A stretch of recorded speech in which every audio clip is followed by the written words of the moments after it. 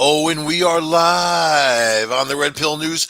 How are you guys doing in this crazy, mad capped mayhem type of world that we're in, man? The funny thing is, I sit back and I look at what's going on.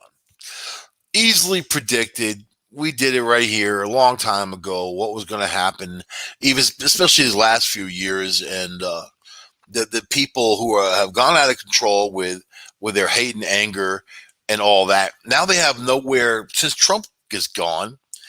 They have nowhere to direct it. Right? It's almost like you need to put like a Trump dummy in every community, so people can come by and beat them with a stick. To get to kind of get it out of their system. They just can't get it out of their system, and then they're realizing that their own politicians are horrible. So it's like that. And oh man, this is the deal. This is the deal. You will never make everybody happy, not ever. The only thing you could do if you're a politician is represent people, and every decision that you make, you should say to yourself, is this good for the American people? That's all you have to say to yourself. Is this good for the American people? If I'm in the store and I see some fudge, I say, is this good for your waistline? And my answer is maybe. Maybe.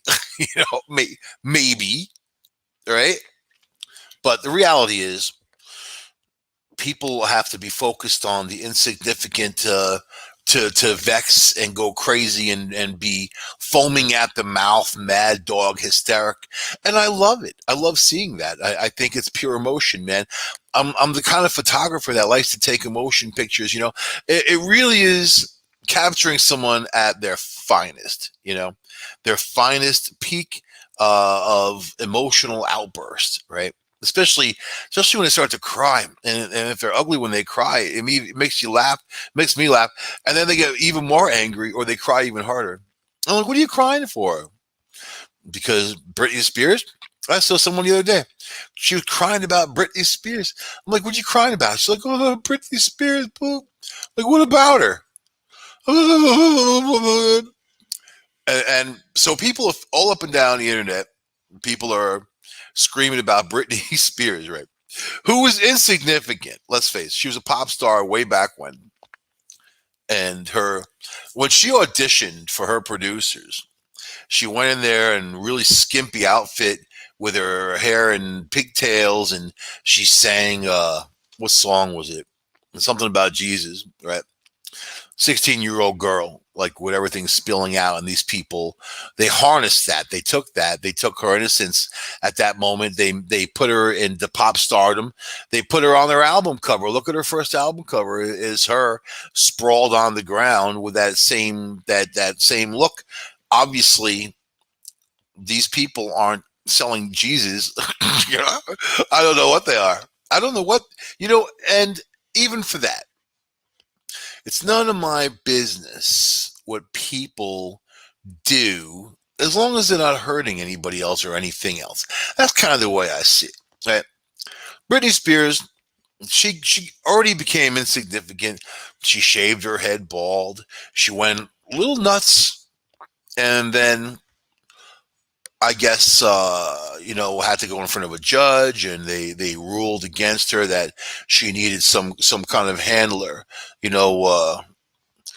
So this has been what's going on in her life, and now she's trying to fight to get her life back. And I guess it was her father who was handling things, and now there's some agency. So I want to read you a story because it's interesting how the world uses people, and you should be careful what you seek in this world because you might get it, right?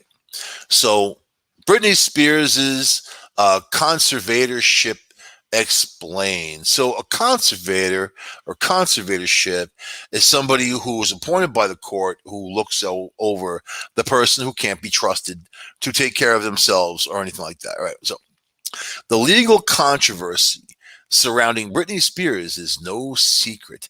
The pop star has recently fought for changes to her court-appointed conservatorship, which she has controlled It's controlled her career, finances, everything basically in her life since 2008, right? Most notably, she sought the removal of her father, Jamie Spears, from a leading role in the conservatorship. Her father currently serves as co-conservator of the singer's estate alongside an outside financial group, Bessemer Trust. Britney's lawyers have said she would no longer perform as long as her father was in charge. And let me go on. Let me stop there. When you become this pop star, when you become that type, you sign all these contracts, you're no longer yourself. You are represented and also representing. So they're basically, you know what they are? They're owned by Pepsi. They're owned by Coke. It's basically the people that they put forward to sell stuff. It's ads, ad space. It's not music. It's not, she's not writing brilliant tunes that are changing the world. She was just the face of Pepsi for a minute. Same for Michael Jackson. Same for all these other groups.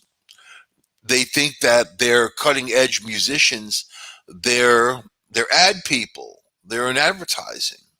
Is what they do, right? All right. So the 39-year-old singer is expected to address the court about her conservatorship, which she actually did, and that already happened, right? Because this article predates that. Her lawyer requested that she be able to speak to the judge, and she did speak to the judge. And I'm actually going to read the part from her father. But I was more wanting to get into what is what is a conservatorship for people, because people are like, how come she can't control herself? So it's legally defined as a court case where a judge appoints an individual or organization called a conservator in care of someone who cannot care for themselves and who cannot manage their own finances, according to Judicial Branch of California. You would think Johnny Depp would have one, right? You would think that dude, talk about somebody who has spent his way into debt. Then he makes a blockbuster movie and pays it back down again. But it's different. And I'll tell you why in a minute. Okay. So the law supports conservatorships when less restrictive options are ruled out, like being locked in the mental institution, like she called it, like she basically lost it, and she's in a fantasy world. So it's hard for those people to keep centered, unless you have something unto yourself, right? It's hard for people to keep centered, you know, uh, and stay focused, keep your eye on the prize, because they already got the prize as far as they're concerned.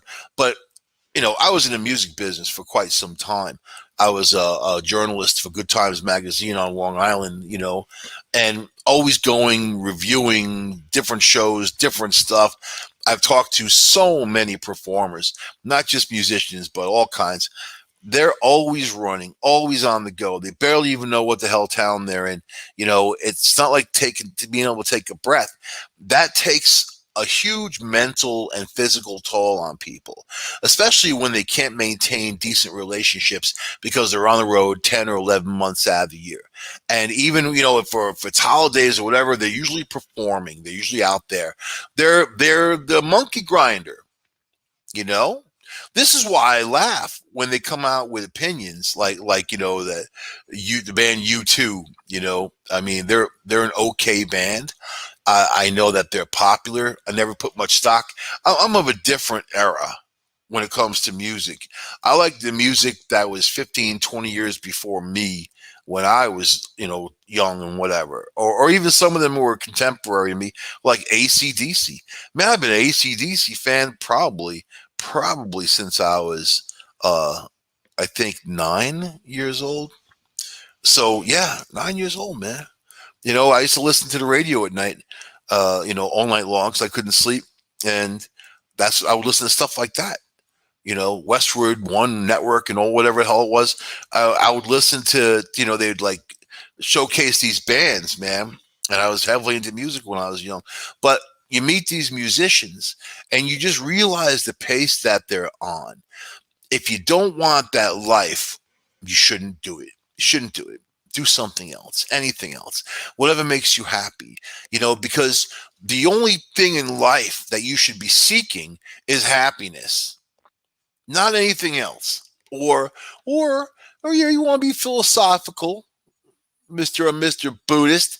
You want your contentedness. You want to be content. You don't want to get drawn in to, especially other people's, emotional BS and verbal diarrhea that may hit you all the time, right? Who needs it? But Brittany lost it. She probably never had it, right? I mean, she kind of went from 16 basically and launching through a business that will devour you, that's not there to help and to love and to care. It's a horrible, bloodthirsty business. If you know the music business or Hollywood too, you know that it's blood that greases the wheels of those businesses. And it's these people who pay, think they're so rich and they're so great and they got all this other stuff, whatever. A lot of them plow through their money, then they end up with nothing. She did. She was in debt. Her father turned it around for her, and now she's worth like 60 million, which isn't really that much money. All right, it's a lot of money, but it's not that much money. And then when they're dealing with agents, they're dealing with managers and all that. That those pieces of the pie get cut up. She has a huge entourage. When she goes on does a show, there's all those dancers and whatever. They all get paid. They're not there for free. So all that gets figured in, you know. So I mean, really, there are stars out there, people who had gotten immediately famous, who decided they didn't want the life and they walked away and they went to lead a life of their own, doing something that would make them happy, right? So good for them. Good for them. So in 2008, Jamie Spears, Britney Spears' father, was granted, and I'm going to tell you what's the crappy part of this too, because there's a huge crappy part of this. Jamie Spears was granted the conservatorship after Britney purportedly struggled with mental health issues and was hospitalized. After Britney was released, a Los Angeles court made the conservatorship permanent, giving her father and another conservator power over her finances and medical decisions.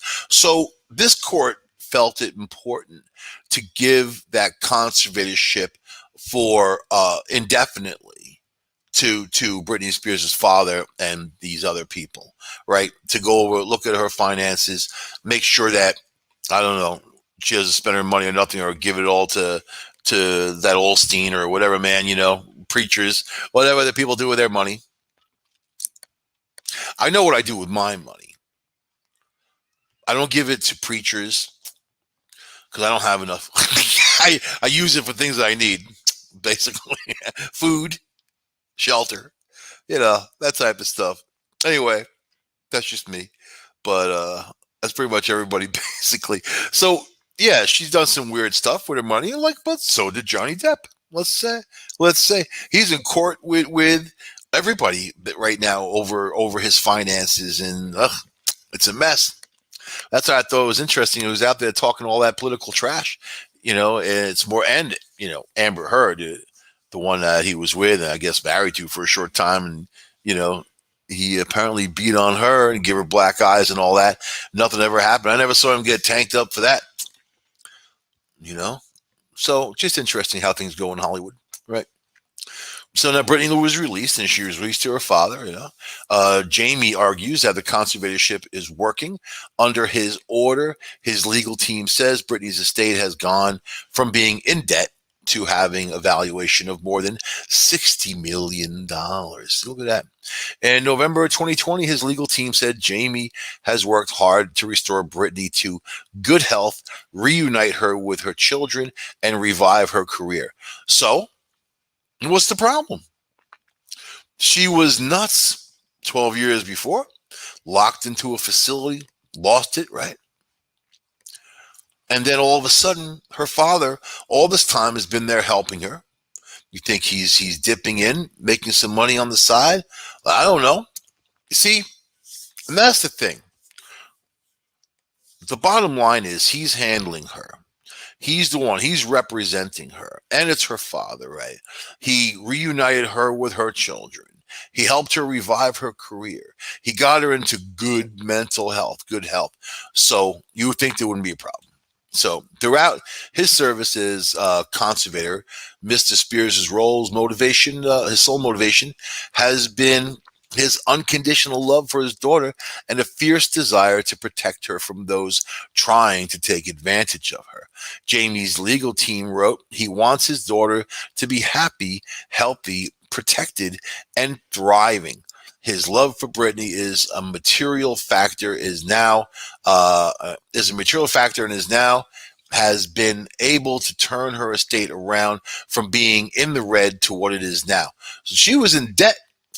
Oh, look at the picture over here. Oh my God, she hit the wall. Jeez, man, it happens. Happens to everybody, right? Hell, she's 39 years old, and she should be psyched that she can get out there and perform now and function. It sounds like the guy helped her turn her life around, right? So why does Brittany want her father out? Okay, in August of 2020, the pop star's court-appointed attorney said Brittany strongly opposed her father's position as the sole conservator of her estate and asked the court to limit his control. Her attorney, Samuel D. Ingham III, said, Samuel D. Ingham III, he gets paid. Samuel D. Ingham III said Brittany strongly prefers to have a qualified corporate fiduciary in the role, and she's made several attempts to do so. So she's saying she wants other people to help be her conservator. She doesn't want all the power herself. She wants other people. That's what she said in 2020. Brittany requested that Jamie's temporary replacement, Jody Montgomery, be named for the permanent conservator of her person. Montgomery, a professionally licensed conservator, took over the role in 2019 when Jamie volunteered to step down, citing health reasons. So in 2019, he volunteered to step down, right? And there was a professionally licensed conservator. How do you get that job? That sounds like a good job. It sounds like a paper money pushing job. I like it. All right. He got help. Period. So that's 2019. Last November, a judge granted the singer's wish to appoint an outside financial group, which is Bessemer Trust, as co-conservator. She is still requesting the court to remove her father and allow Bessemer Trust to become the sole conservator of her estate. So she didn't want the father being the sole. Then wanted the other people, even though he had to step down because of his health problems. And now she wants. So there's a thing that goes on in situations like this. And I've dealt with people like this. I've dealt with women like this. You can help someone and turn their lives around, do everything for them. Oh, you could raise their kids too. You could do that. You could do everything for them. You could just make their lives so good. And at some point, sometimes they turn around and look at you like you're the devil and want to destroy you because of what you've done. And there are some people who are miserable, who are used to being miserable, and you can't get them out of the hole that they're in because they don't want to leave it. And they will blame you. They will solely blame you. Even though you're doing so well, you got this going on, whatever. They don't want that. They want to be miserable. They want to be in that. And it's a mental problem. It's something that needs to be helped within people. There's mental issues all throughout the world, man. The United States is having a mental breakdown where we don't have enough help for people. So it's a big issue, right? So now she's still requesting the court to remove her father. Okay, all right. Addressing the court, Ingram reportedly called Brittany a high-functioning conservatee who deserves to know what action her father might be taking over her estate. He also said Brittany is afraid of her father and that she has not spoken to him for a long time. Here's a lawyer, Mr. Ingram III. So all of a sudden, you're putting it out there for people, the judge, anybody else involved. Oh, she's afraid of her father. Now, this is the thing that's going on, especially with a lot of young people who are playing the system, right? I'm afraid. I'm afraid to be around them. They make me afraid. Oh, why are you afraid? They beat you up. They do something. They threaten to kill you. You know, my father did all that to me. Why are you afraid? Oh, because the way he talks, I mean, he's loud, and the way he is, he just makes me afraid, right? And that she has, and this is the lawyer talking, and she has not spoken to him for a long time. It's interesting listening to a lawyer say for a long time, because they don't ever say for a long time. They have specific dates. She hasn't spoken to him from March 10th, 2019 to April 23rd, 2021. You know what I mean? Like that. So a long time for a lot of people. A long time for a dog is from the time that you leave till the time that you get home. A long time, right? Not saying she's a dog, but yeah. Who knows? I know a lot of border collies that don't need conservatorship. So yeah. In February, the Singers Council said it would be highly detrimental to Britney's interests to allow her father to be the sole person in charge of her estate.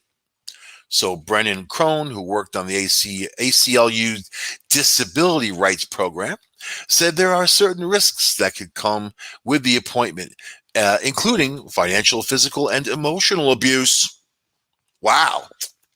So Brennan Crone, who works on the ACLU's disability rights program, right, said there are certain risks that could come with the appointment, including financial, physical, and emotional abuse. So, not that these risks are going on, that her father took her estate and turned it around from debt to over $60 million. Obviously, her financial reward was appointing her father, and he solely did this for her. There's no physical abuse from her father to her, and there's no emotional abuse because he's there for his daughter and he wants to see her do well in life. But this is another lawyer throwing a whole bunch of nasty daggers at these people, right? Who have definitely tried to help. Okay. Then, here we go. Even when there is no abuse, conservatorships limit a person's ability to advocate for themselves, learn from their decisions and mistakes, and grow and develop. There is a risk in being told that your opinions, your likes and dislikes don't matter. It makes it harder to stand up to abuse or neglect, she said. Okay, all of that is bullcrap because you're talking about a situation that hasn't happened. And also, you're talking about the judge's decision, where that judge in that court decided that this woman, Britney Spears, needed a conservator in her life indefinitely. So it will come down to her testing out of something like that, going in front of a review board, and them saying that she is mentally capable of conducting her own life. Keep in mind, I know people who are completely crazy that can conduct their own life. And yeah, if they were wealthy like this, I'm sure they would have conservatorships and a whole two armful of lawyers, two armfuls running around saying you can't do this or that, or this might happen in May, and it could be, and probably. Really? Meanwhile, these lawyers are like dirtying her father's name and reputation just by suggesting just by mentioning abuse these days. As soon as you say it, it's in people's minds and it doesn't leave, right? In any conservatorship, we would want to know what the real risks are and benefits of both conservatorship and its alternatives. Of course, here's a picture of Britney on stage with a little hair up, long time ago, performing. What has Britney said about the case? Well, Britney has remained tight-lipped throughout the legal battle, speaking only through her legal team and making subtle comments over the years. So one, she can speak She could go on MTV right now and talk. She could do all kinds of stuff because the only conservatorship really affects her medical decisions and also her money. But she could do all kinds of stuff, right? No, she's surrounded by these lawyers. They've got a hold of her. She's mentally fragile, and now these people have a hold of her, right? The Times, seriously played a clip series. Seriously, played a clip from the MTV documentary Britney for the Record, where Britney spoke about the limits of her personal freedom. It's unclear if she was speaking directly to the conservatorship. So again, it's unclear if she was speaking directly to the conservatorship. So you're trying to steer someone's words and the things they're saying, the meanings behind those words, and reading into stuff that's not there. This is lawyer ball, right?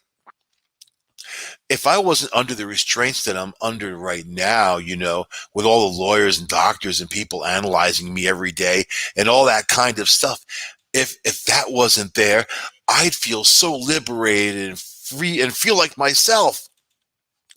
I'm kind of stuck in this place, and it's like, how do you deal?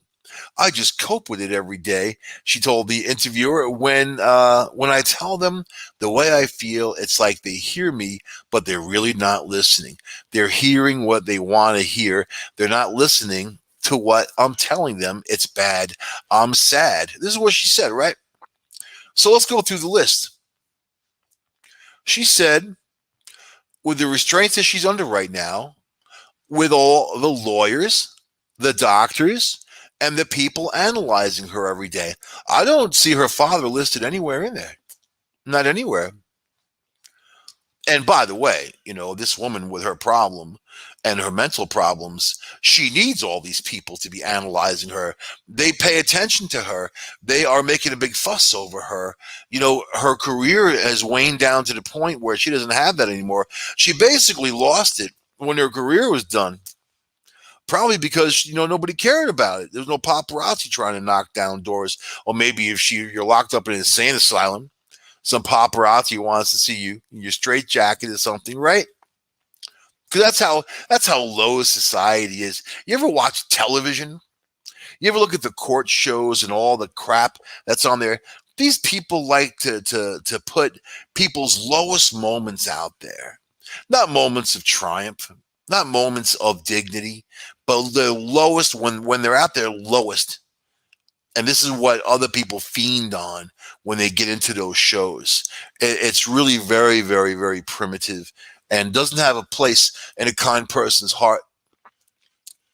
Just leave that there.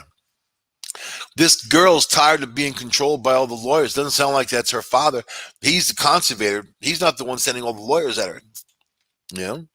And now she has other lawyers who are talking crap to her, and it sounds like she doesn't even know what the hell is going on, which is why the judge appointed a conservator to begin with. So when I asked in her life if her life was out of control, she disagreed and said it's too in control. There's no excitement, no passion, like it's Groundhog's Day every day. Welcome to the world, baby. Welcome to the world. Sounds like she's the girl in the plastic bubble, and she needs to break free. Break free. So she would need to go to the judge who initially ordered, or another judge, some kind of appeals court, and prove that she's mentally with it, that she doesn't need any of these people. But she herself says that she does. That's why she wanted other people. She didn't say, all right, I want them all out. I want control of my life, and you're all fired. I'm going to do what I want to do. She didn't do that. She didn't say that. She's saying, no, I need more. I need different people. I need more people on the case, not just my father, right? But, all right. In February, Britney tweeted a video of her performing her song Toxic, which is a long time ago, right? She was famous for that song a long time ago. I remember the video. She was like a little stewardess, man, flight attendant with a little booty hanging out, shaking her booty. I don't remember the song, I remember her booty from the video because that's what she was selling for Pepsi or Coke or whatever else she was selling for. So she tweeted a video of her performing her song Toxic along with a message. I'll always love being on stage, but I'm taking the time to learn to be a normal person. I love simply enjoying the basics of everyday life. Right there, it tells you that she's had enough, that she needed a break. Doesn't mean you need a conservator, but it means you need a break. But she, like a lot of Hollywood people when they're young and music business people, they have no identity. They don't know how to define themselves. They don't know who they are or what they are. That's the problem, and a conservator can sure look over your money, look over your medical decisions, but it's more important that you yourself connect with the universe and that you find things that make you happy. And yeah, being on stage is great. I've been there too, not on that level, but I've been there. And it comes down to, yeah, if you have to run that pace, and especially when you're not really running the pace for yourself, you realize that you are now the property of the studio, or the record company or whoever owns you. You're the property of them. You sign those contracts. They're binding agreements. They're contracts. These musicians, man, I mean, damn, years ago, a lot of them used to get ripped off like you wouldn't believe, especially Motown. Barry Gordy, he ripped off all those guys, all those dudes. You know, sad. You know, sad that a lot of those musicians who created so much of music that I love, like, died penniless, because of the greed, man. And you have to follow the money, and you have to know exactly. I hear what Dave Chappelle's out there crying about the same thing, but he had control over what he was doing, but he lost control because he felt like he didn't have control, but he really did. He did. Oprah took him to school over it on her show, you know, and put him in his place. And she was right then, she's right now. That you need to be in control of your own life. You don't let people tell you, you tell them, right? So, in a separate tweet, because she's still tweeting. She wants it, and she knows that she's not going to go out to the same fame that she had. She will never, ever, never have that fame, not for what she's doing. It's got look at Paris Hilton, right? I love Paris Hilton. Love her. If she asked me to marry her, I'd say yes right now. That's how much I love Paris. That's how much I love Paris Hilton. And it would be win-win. But she's like this famous DJ now, right? And she goes out and she makes a fortune from doing this DJ stuff. She wasn't known for that. She wasn't known for music. She was known for being the bratty chick from the Hilton family, right? And she went out there and she did something for herself. She did something for herself, and she enjoys doing it, right? So that's the reality. If you like to perform, Britney Spears, you can do it in a lot of different ways, and you could also help people, man. You know what? Local productions, whatever, or young people trying to get into the music business, you can school them on what not to do. Don't make the mistakes I made, type of thing, right? All right. So in a separate tweet, she wrote, each person has their own story and their take on each other people's stories. We all have so many different, bright, beautiful lives. Remember, no matter what we think we know about a person's life, it is nothing compared to the actual person living behind the lens. You see, man, and I love that. She doesn't sound like a crazy nut to me, although I'm attracted to crazy women. But yeah, I love that. I love that fact because she's right. And I'll take it even further. Who cares what people think? Because they're not living in your skin. And that's kind of what she said, but I said it better. When people judge you, especially unfairly, or criticize you, and they don't know you, and they don't know the things you do, the life you lead.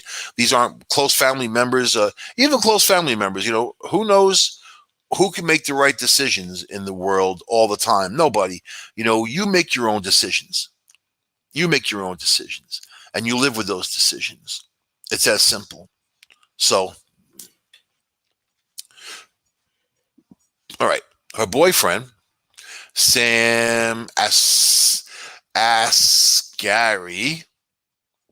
Sam Asghari, also criticized the singer's father on Instagram. Ooh, they're ganging up on him Instagram.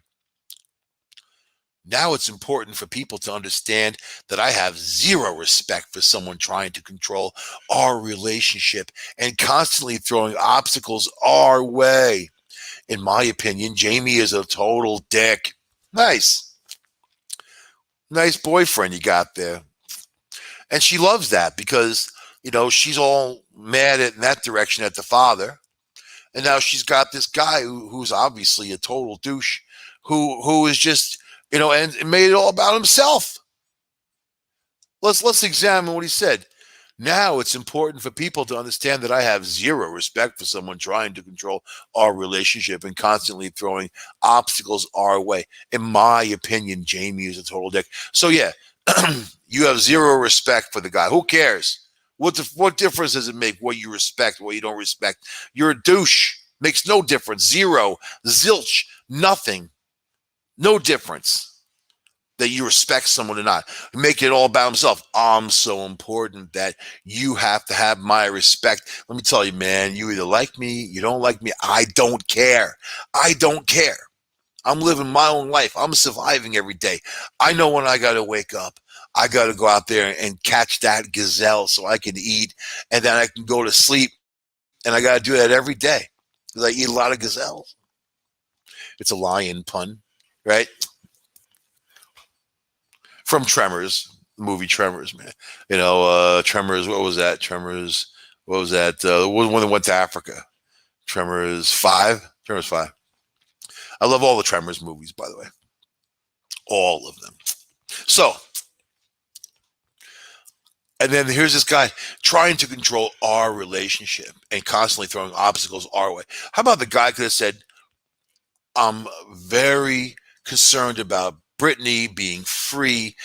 She's this, she's that, whatever. He could have said anything about her, but he directed it towards himself, us. That's what, that's what narcissists do. They include themselves with other people to try to strengthen their alliance or whatever they're fighting, right? And this guy's 27 years old and calling the father a dick. He's a total dick, right? After he turned her life around and was there for her and he loves her and he cares about her. The 27-year-old added, I won't be going into details because I've always respected our privacy. I won't be going into the details because I've always respected our privacy. But here he is making these statements to the world. He's respecting his privacy. But at the same time, there's this big but. I didn't come into this country not to be able to express my opinions and freedom. Oh, God, where the hell is he from? I got to look this up. Into this country. I didn't come into this country to have all of a sudden he's, let me see. He's a personal trainer. There you go. There you go. So basically his brains and his penis and balls. Let me see. Origin. I can't stop laughing. There's a picture of him up. It's very funny. All right. Oh, he's born in Iran. Who cares what he respects? Does that mean? he came from Iran, and he's like, dating Britney Spears, for God's sakes. Talk about the American dream, and talking crap about her father, calling him a dick. That's no positive attitude, dude. How about respect the place you come to? Respect it, man. And respect the girl. It's the girl's father. Even if she's fighting with him, you can't get in between family. You can't do it. You don't take sides. You play Switzerland is neutral, right? This guy spent his life chanting death to America. And here he is with Britney Spears. I gotta go back. I gotta see. It says, I want to see what his worth is, man. You gotta love the internet. You just do. He's estimated worth $1 million. So how do you think that he's gotten that money, that $1 million? Do you think Here's a picture of him. Good looking dude. Look at his little face. No, he does look. He looks like a dick. just to say. How long do you think he's 27? She's 39. You know why he's there. He's not all in love with Britney Spears. She's showing her age. She looks like a 39-year-old mom type. You know, Mr. Sincere, right? You know it. You know it. It happens all the time. Okay. Brittany has accused her family of living off her 13-year throughout her 13-year relationship. There's the boyfriend, his net worth. So basically, he got it from being her trainer. There you go. That's his. He's her personal trainer and boyfriend. He's a fitness guru, and he's the owner and founder of Asgary Fitness, a member-only program that provides clients with personalized diet and workout plans, like Weight Watchers. Right? Wow. So whatever, we know what this guy is all about, and he's not credible to her. I mean, but he's definitely not someone looking to get goals for her mental health. Sounds like he's adding to it and just using her. You know, the ones who will scream, look at these people. So like these people now are like free Britney. There's like this movement going on because they have nothing else to do because Trump is gone. So they're like free Britney. This is the next thing, you know. It's the next roadside attraction that you drive up to. Many of Britney's fans have staged protests outside the court, yada, yada, yada. All right, so that's not, where's the other one? Okay. This is the deal. This is current and what's going on right now today. All right. Britney Spears' father is calling the court to investigate allegations the singer made when she testified last week on her ongoing conservatorship. According to court documents filed Tuesday, the filings come after Spears made a number of concerning claims during her hearing, including that she was forced to take drugs after refusing to perform and that she has been prevented from removing a birth control device. Jamie Spears noted that he has not been in control of his daughter's medical care or personal affairs for nearly 2 years and urged that the court investigate serious allegations regarding forced labor, forced medical treatment and therapy, improper medical care, and limitations on personal rights. You see, that's the deal. She's going to go and say, oh, I felt abused and they did this and they did that and whatever. But when it comes down to real terms, these are our allegations, felonious allegations against Jamie Spears, right? Given the nature of allegations and claims, it is critical that the court confirm whether or not Mrs. Spears' testimony was accurate in order to determine what corrective actions, if any, need to be taken. His filing said. He also requested for an evidentiary hearing to give all parties a full and fair opportunity to respond to the claims against, right? So this has moved on into the world beyond her little, I feel like I'm a victim and this is what's done to me and oh my God, I can't believe it, right? And she's just trying to dirty her father's name and using these lawyers to do it. And he's demanding the court to investigate because if she's on the stand lying, well, that's a whole nother can of worms, isn't it? Whole nother can of worms. So you know what it comes down to? It's hard to help people, right? Even if it's your daughter, even if it's your son, if they're that far gone, sometimes you need just to take that step back and keep the relationship strong, but let other people take control because they're going to blame whoever takes control. They're going to blame that person. That's part of the mental illness, So look at this, right? Another story is kind of funny.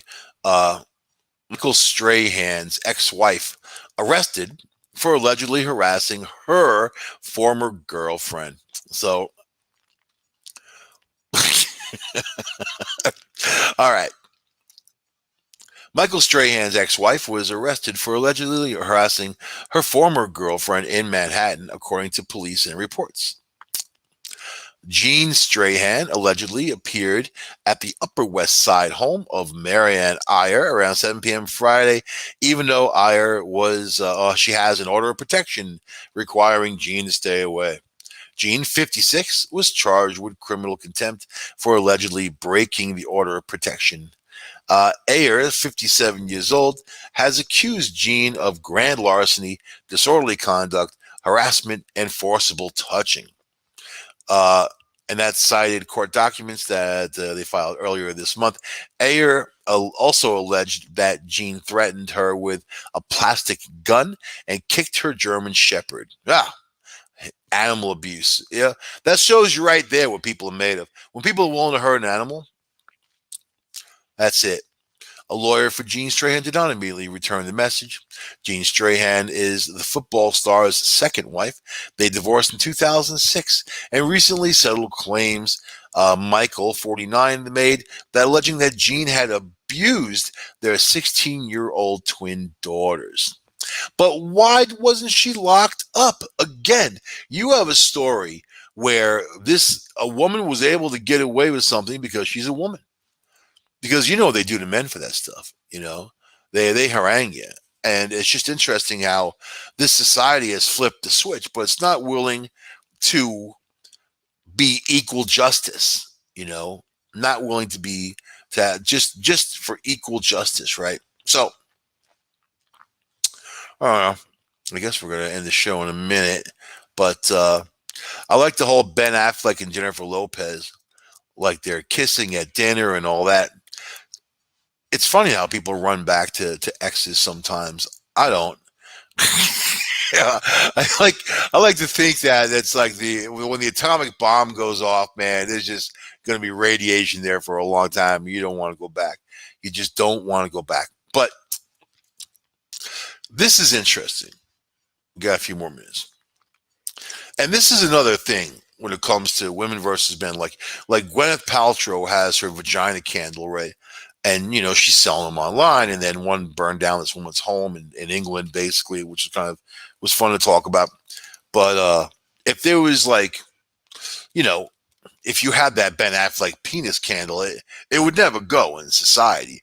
You would have people saying, "Oh, I feel sexually harassed just by looking at it." Oh, exactly. So it's not a two-way street. And women are able to get away with a lot of stuff these days. But is it helping? Is it helping relationships with them and men, or them and other women? Apparently, that last one liked to beat the other woman up, and she should have been locked up a long time ago. She's in her mid-50s. I'll bet you she's been doing that since she was a teenager, and treating people poorly and being violent with them. What about you're abusing your twin daughters? How come she wasn't investigated? Because they're famous? Because they have money? Right. It really comes down to that, much of the time. If it was the guy, if a football player was abusing his twin daughters, you bet your ass you'd hear about it. You bet your ass he would be in court and he would be locked up. Jada Pinkett Smith, Will Smith's wife. Will Smith, who said he wanted to be so famous that he would marry someone who would never cheat on him, which is really sad mentally because, one, he is famous like that, and two, she did cheat on him. So it just goes to show you about people, right? This is Jada Pinkett Smith tries vaginal steaming on Red Table Talk, and this is why experts don't recommend it. Every few years, the ancient practice of vaginal steaming gets the celebrity treatment. The glorification began in 2015 when wellness guru, guess who? Gwyneth Paltrow extolled the benefits of V-steam. I like it too. That's how I froth my milk for my cappuccino, man. telling Goop.com readers, Goop.com, of course, is Gwyneth Paltrow saying, you sit on what is essentially a mini throne, and a combination of infrared and mugwort steam cleanses your uterus.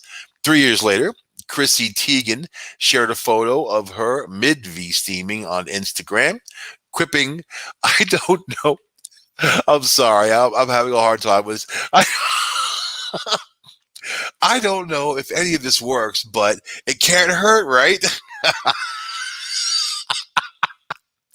Well, what are you doing right now, Chris? Hold on, I'm steaming my vagina. You're doing what? I'm making steamed dumplings. Shut up. Shut up. So, all right. This week, the three hosts of Red Table Talk, Jada Pinkett Smith, Willow Smith, and Adrian Banfield Norris, took the practice for a spin, or more accurately, a squat. In the episode, which aired Wednesday, all three women can be seen lowering themselves onto a bowl of steam while wearing silk purple dresses. They look like Tinky Winky at Teletubby. What sensation are you guys getting? What sensation are you guys getting sitting there? Jada asked her daughter and mom. Definitely a lot of warmth. You think? Steam? Warm? Willow replied. Yeah, this is a real queen throne action right here. This is what I love, Jada added. So let me stop right there. What if it was Ben Affleck and Ving Rhames, right? He's pretty cool. And who else? Bruce Willis, right? Ben Affleck, Ving Rhames, and Bruce Willis. You take those three guys and you steam their balls live on the air. You know? I mean, veggie steam, a ball steam, steaming balls. I get it. You think it's bad for your balls to steam your balls? I don't think so. But if those three guys went on TV, or any three guys went on TV and steamed their balls, oh my God, would people go? They would lose it completely. These guys are steaming their balls on TV, and I can't unsee this. Ving Rhames, like, yeah, my balls are really steamy right now. How you doing, Bruce? Yeah, my balls really steamy too. It feels pretty good. How about you, Ben? I've steamed my balls before, so I get it. That's what I use my cappuccino machine for. That steam function. The women discussed the need for women to spend more time connecting with their own bodies. This is lovely, said Jada. They say that there's a lot of health benefits, but for me, I just feel like spending time with your vagina like that. She likes to spend. For me, I just like spending time with your vagina in a way like that. She just like look at it, talk to her vagina. Hello, vagina. How you doing today? Put a little mirror down there so you see him. Hey, how you doing? You want some coffee? I don't know. So like, she continues, like, just to show appreciation and care. I'm steaming you. You better appreciate it, vagina. They also touch on how vaginal steaming, which Harvard defines as when a woman sits over a bowl of steaming herb-infused water, is technically an ancient practice that originated in Asia and Africa, and that it was originally used to cleanse yourself after you finish menstruating, right? All right. Anyway, all I'm thinking about is steamed clams right now, and I'm sorry. I've got these crazy images in my head of steaming balls. But you can see that the two-way street ends right there. Guys aren't good, or even you're not even able to discuss your private parts anymore on TV. They used to be, but anymore, without sexually harassing, because that's the new term now. I feel sexually harassed. You're sexually harassing me. There's a woman who said that she called the police because a guy asked her out on a date. and she called the police. She called 911 saying he sexually harassed her. Imagine being that guy having to talk to the goddamn cop and say, "Well, I asked her out, blah blah blah blah blah." So yeah, go ahead and alienate every dude out there on the street, so they don't want to say hello to anything. And you got your steaming vulva, steaming vulva. That should be Volvo's next leading car, steaming. It runs on steam. Runs on steam, eh? Take it for a drive around, Sweden. The steaming vulva. Yeah, man. How many vulvas do you get per mile? How much steam per mile? That's kilometer. Eh? Anyway, I know. I'm leaving you. Goodbye. That's it. I will see you guys next week on the show. Of course, this is the Red Pill News. Michael Angley, United Public Radio Network, going strong. UPRNTalkRadio.com, 107.5 New Orleans, 104.7 in Paris, Christian. I will see you steamingly next week on this here show. Bye.